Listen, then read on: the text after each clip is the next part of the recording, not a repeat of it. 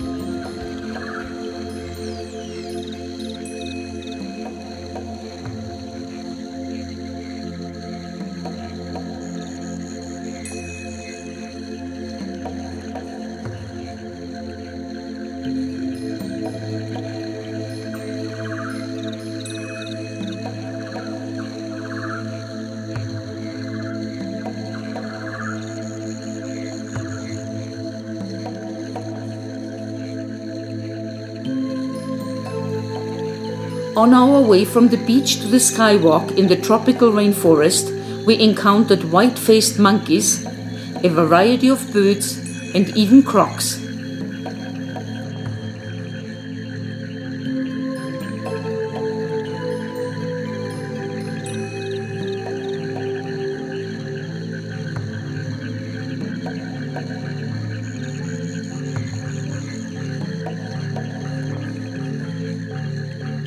Exuberant nature, pristine beaches, active volcanoes, contrasting landscapes, impressive places of scenic beauty and biological diversity. This is Costa Rica. Costa Rica's seasons, like all of Central America, are defined by how much rain falls during a particular period and not to the 4 seasons in the Northern Hemisphere. The year can be split into 2 periods: the dry season, known to the residents as summer, and the rainy season, known locally as winter. The summer or dry season goes from December to April, and winter or rainy season goes from May to November, and during this time it rains constantly in some regions. While the country has only about 0.25% of the world's landmass, it contains 5% of the world's biodiversity. Costa Rica is home to a rich variety of plants and animals and is a naturalist's haven. Around 25% of the country's land area is in protected national parks and protected areas.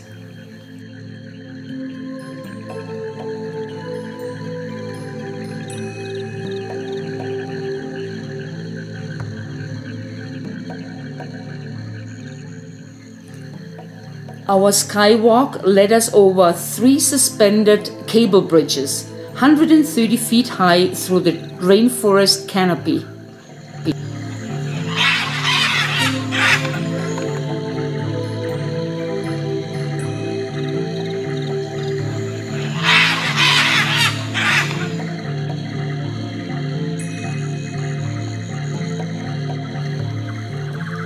The giant macaws were mostly buried in the dark shadows of the leaves high up in the trees.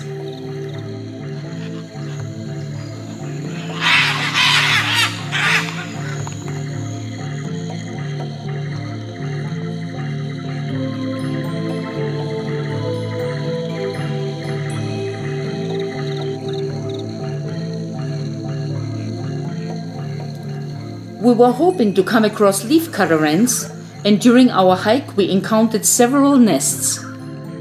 The ants get their name from the way they cut leaves from trees, which they then haul back to their nest. They don't eat the leaves. Instead, they use it as compost to grow a particular type of fungus, which doesn't grow anywhere other than a leafcutter ant nest. The ants then eat the fungus and feed it to their young. The fungus is grown in football-sized chambers inside the nest. There can be 300 or more of these chambers inside the nest, and to build them involves the removal of about 18,000 kilograms of earth during the lifetime of the nest.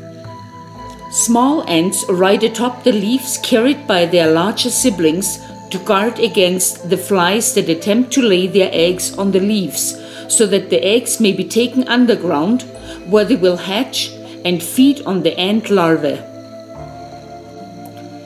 Another troop of white-faced monkeys, some with young ones on their backs, is always good entertainment.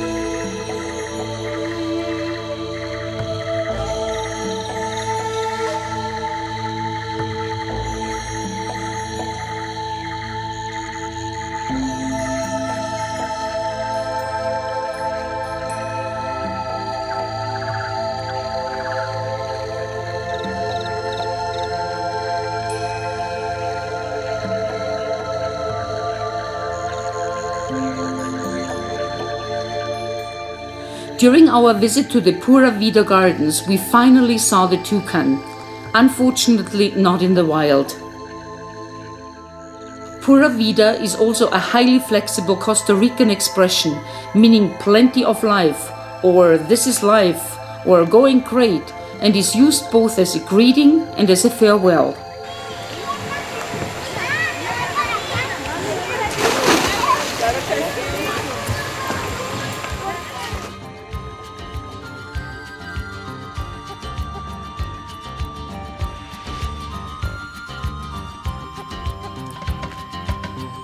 Costa Rica is located in the Central American isthmus between the Pacific Ocean and the Caribbean Sea.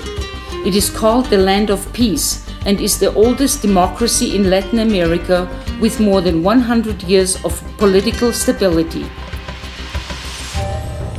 The Spanish optimistically called the country Rich Coast. Finding little gold or other valuable minerals in Costa Rica, however, the Spanish turned to agriculture. Costa Rica became independent in 1821 and abolished its army permanently in 1949. Coffee was first planted in Costa Rica in the early 19th century and remained the principal source of wealth well into the 20th century. In recent times, pharmaceuticals, financial outsourcing, software development, and ecotourism have become the prime industries in Costa Rica's economy. High levels of education among its residents, like a 95% literacy rate, make the country an attractive investment location.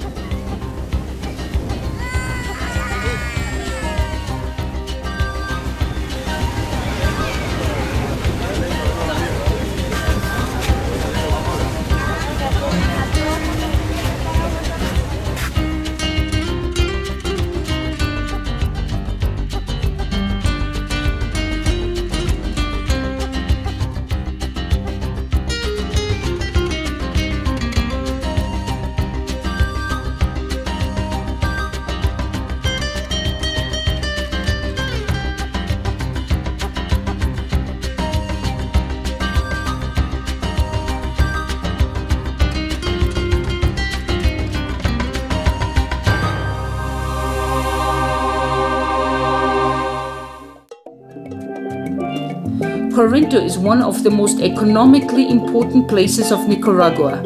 It is the railroad terminus and largest Pacific port of the country. Docking in Corinto, Nicaragua was unlike docking anywhere else so far. Corinto, a town of only 20,000, is still fairly unexposed to tourism, and again due to the Easter weekend, the locals were celebrating all around. Having a cruise ship in town also helped the local vendors. We took advantage of a young local guide with his bicycle rickshaw to take us around town. Nicaragua is primarily an agricultural country, and this constitutes 60% of its total exports. By 2006, tourism in Nicaragua has become the second largest industry in the nation. Nicaragua's infrastructure and economy, hard hit by the earlier civil war and by Hurricane Mitch in 1998, are slowly being rebuilt. Throwing shoes over the power line on Main Street is said to bring good luck if they stay on. The Pacific coast of Nicaragua was settled as a Spanish colony from Panama in the early 16th century.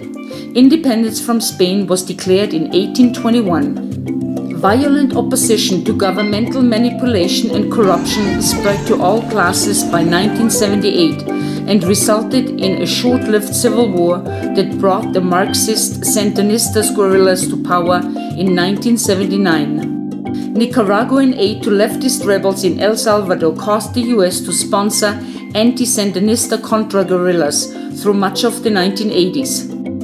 After losing free and fair election in 1996 and 2001, former Sandinista President Daniel Ortega was elected president in 2006.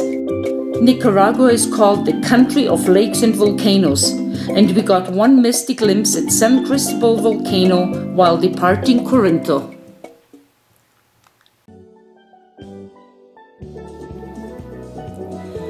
Volcanoes, crystal clear mountain lakes, rainforests and jungles, combined with a population that is mostly of Mayan descent, makes this unique land. Guatemalan handcrafted textiles in particular are purely Mayan in origin, even though they now incorporate some Spanish elements in both shape and design.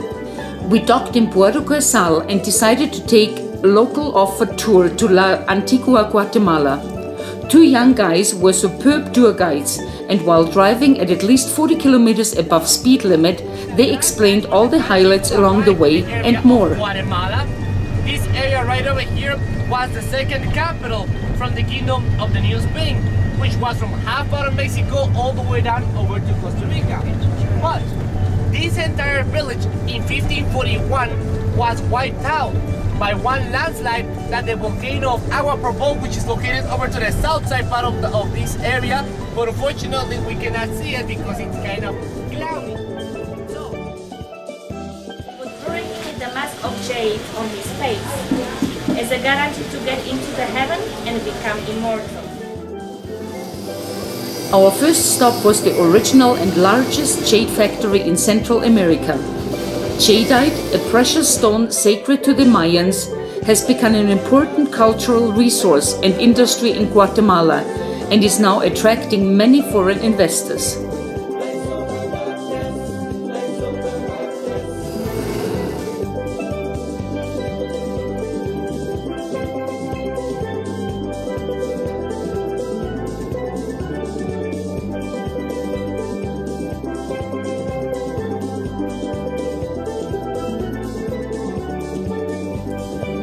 La Antigua has been declared an UNESCO World Heritage Site, and we could admire fine examples of colonial architecture.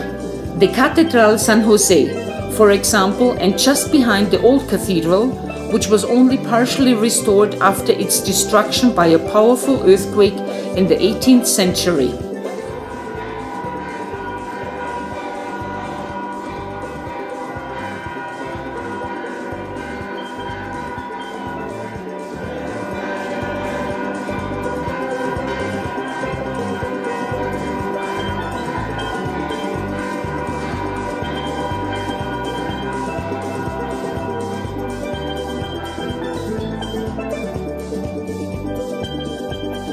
Most of the earlier built cathedrals and monasteries were damaged by earthquakes, and the horizon around La Antigua is actually dominated by 3 large volcanoes, which are still quite active.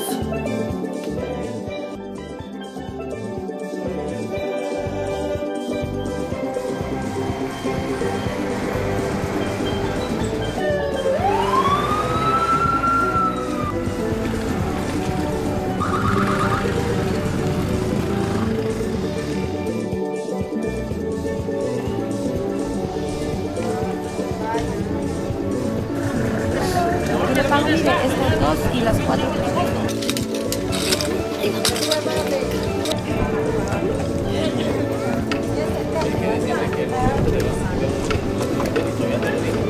The volcano de Agua can be seen from Cerro de la Cruz above the city. La Merced Church and Convent has an exquisite Baroque style facade and shows an extraordinary stucco finish.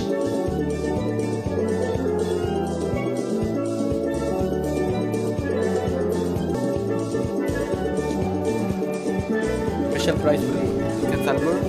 Special price.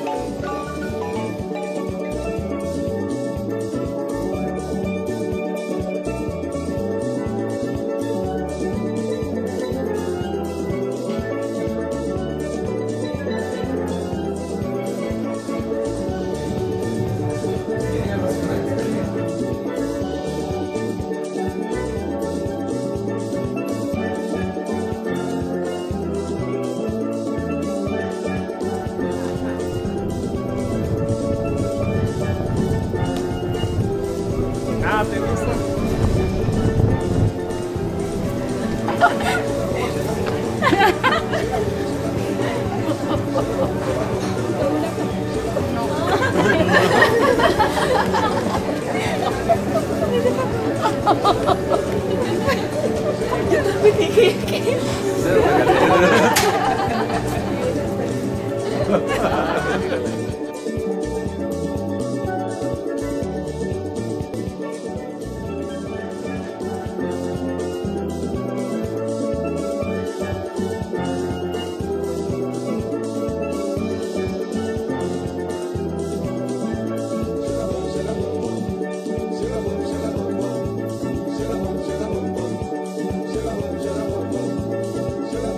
Antigua is very compact and easy to walk around, although most roads are cobblestone roads.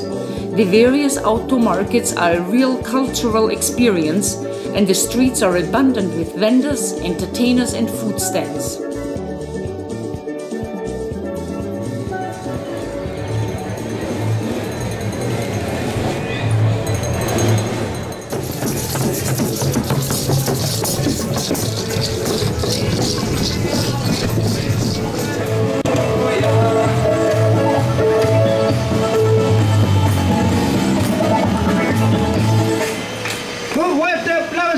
Cristo Jesús resucitado. La Antigua is noted for its very elaborate religious celebrations during Lent, leading up to Holy Week or Semana Santa, and Easter, Pascua. Each Sunday in Lent, one of the local parishes sponsors a procession through the streets of Antigua.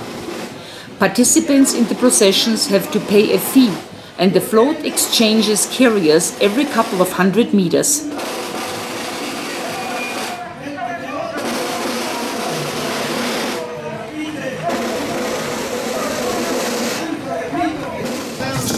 Aplausos al Señor y vamos a seguirle alabando y bendiciendo su santo nombre, porque Él vive y vendrá un día con su gloria a juzgarnos y a llevarnos. Ahora veo la luz divina de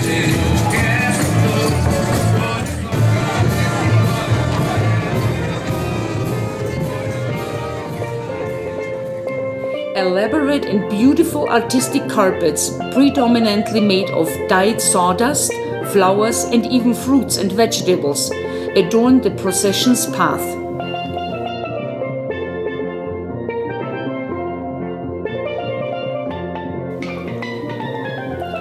On the way back to the ship, we stopped at the, for us, unusual colorful cemetery.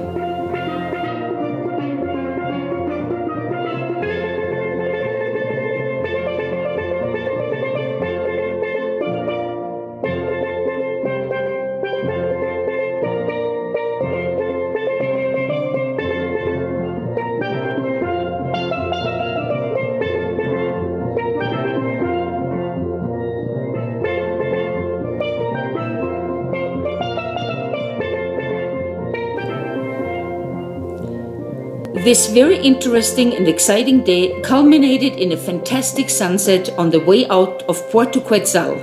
The Quetzal, by the way, is the national bird and also the name of the currency of Guatemala.